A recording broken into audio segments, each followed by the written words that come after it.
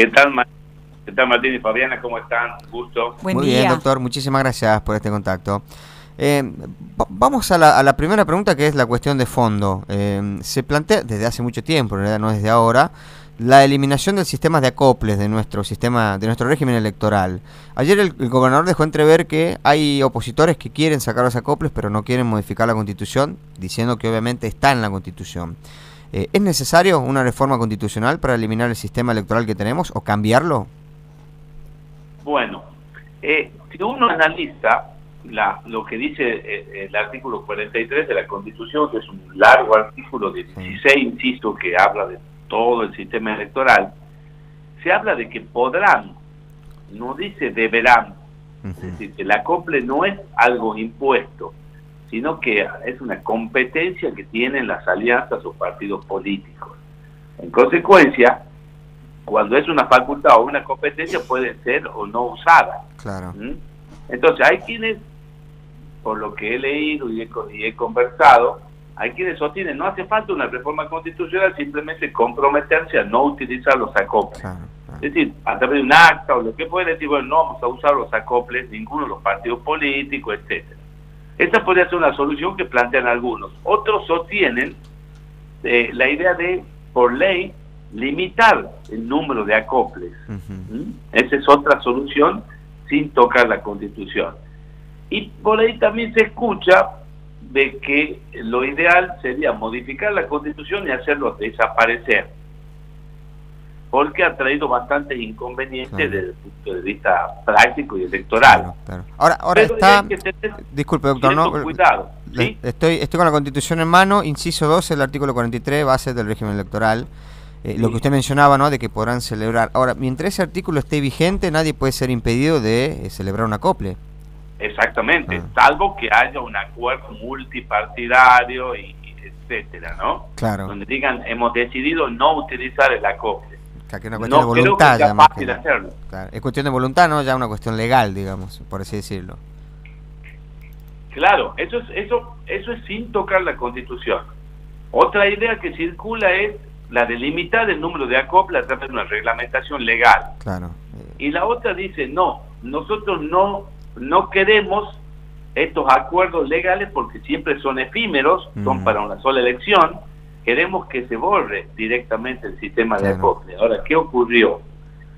También hay quienes dicen, bueno, si nosotros vamos a una reforma constitucional y se establece por ley que no habrá un sistema de acoples, que se va a eliminar el sistema de acoples, no puede ocurrir como pasó en el 2006, que la misma ley que declaró la necesidad de reforma decía que debía eliminarse el sistema de ley del EMA, que no es muy tan diferente del de acople.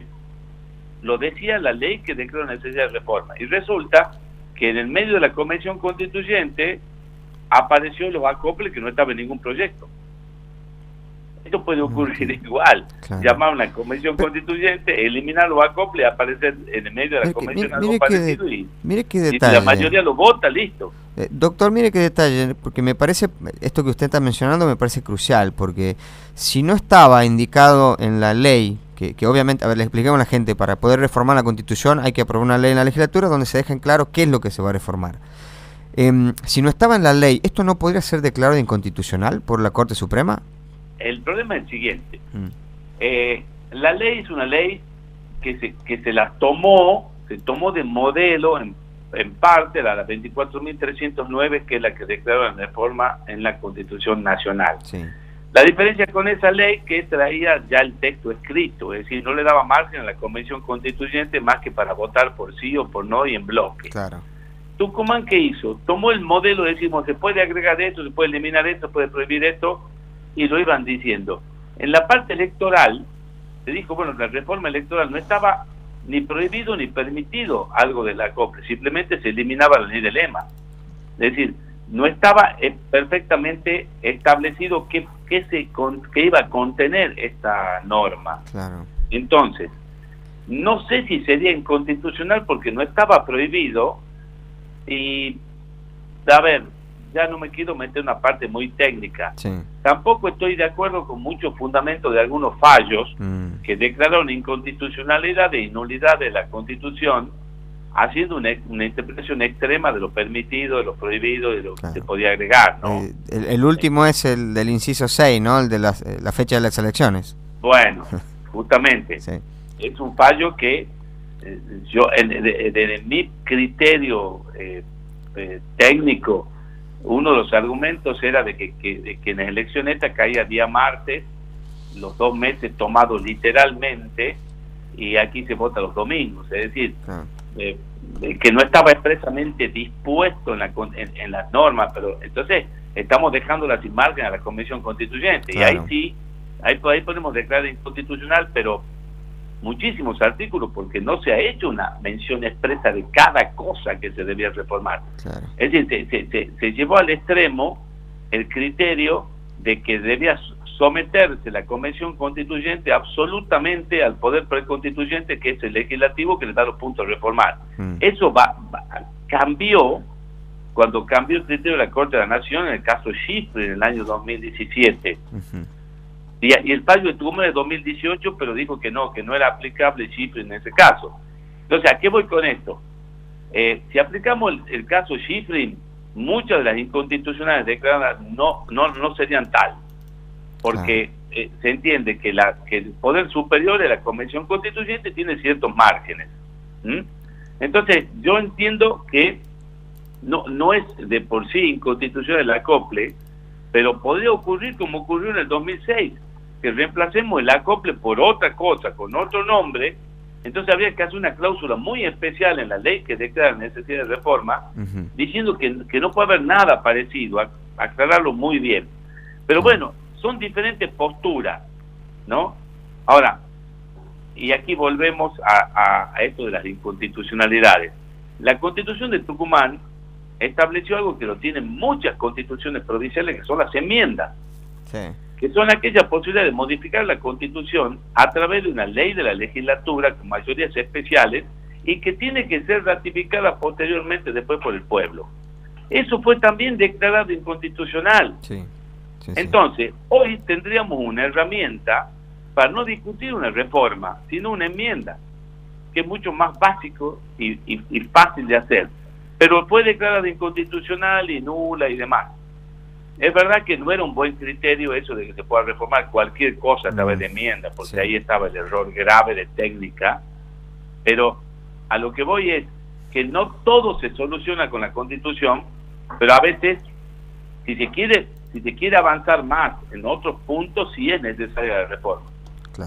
Pero bueno, es una decisión política. Coincido con usted el tema de las enmiendas, ¿no? Porque si no, deja librado a aquel que tenga una mayoría circunstancial en la legislatura que pueda modificar cualquier cosa de la Constitución, y creo que la historia nos ha marcado que para algo sirve el sistema de contrapeso republicano.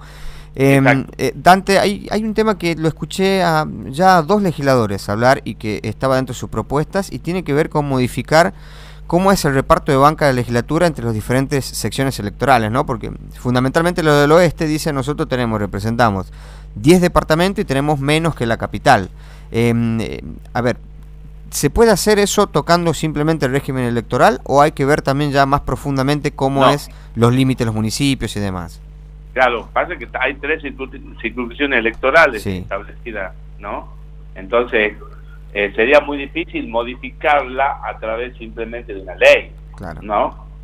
Eso es mucho más complicado. Por eso hay quienes que quieren directamente modificar la Constitución y acomodarla a los nuevos tiempos y a otro sistema de distribución electoral. Pero bueno, no va a ser fácil, porque hay a quienes perjudica y a quienes beneficia, ¿no? Como política. Claro, yo me imagino que si lo del oeste piden algunos más representantes, los del este saldrán a hacer lo mismo y entramos en una discusión eterna, ¿no? Claro, ahí vemos nosotros en el mismo artículo 43 establece las secciones electorales, ¿no? Y qué es lo que comprende. Sería muy difícil por ley hacer otra cosa, ¿no? Eso sí, ahí sería muy difícil. Lo que pasa es que hay mucha gente que le tiene miedo a la reforma porque dice: ¿qué más reformarán? Claro. Yo creo que sí, el punto, muy acotada. claro, yo creo que el punto donde genera cierta inquietud tiene que ver con lo que pasó después del 2006, ¿no? Que se permitió un tercer mandato a todos, en realidad, en la provincia de Tucumán. ¿Eso se puede evitar con una disposición transitoria, por ejemplo?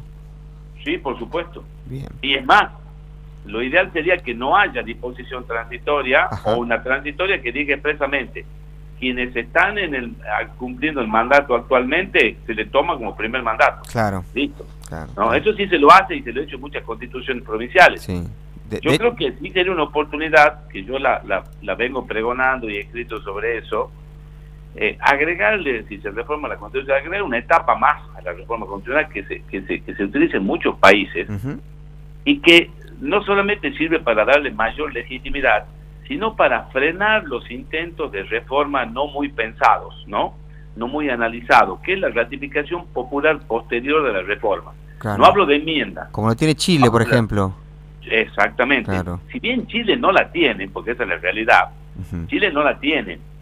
La crearon para esta suerte de revolución que tuvieron en el 19, sí. Cuando salió toda la gente a la calle. Pero miremos lo que pasó en Chile. Ya es la segunda vez que la rechazan. En diciembre la rechazan de vuelta la Constitución. ¿Y eso qué significa?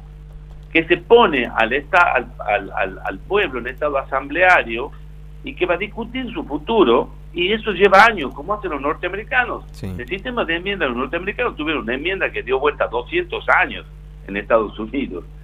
Entonces, es muy difícil reformar la Constitución en muchos países, y así tiene que ser.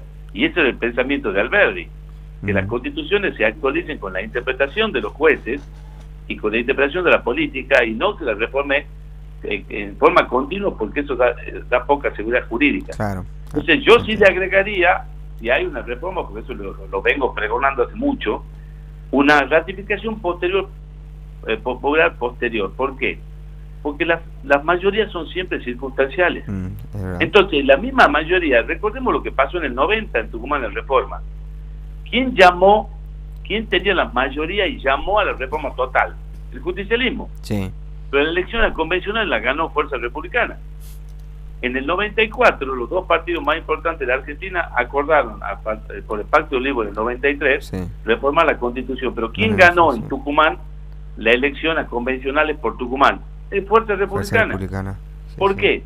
Porque entre que se declare de reforma, se junta la convención, sale eso y viene la próxima elección para ratificar, pasan años.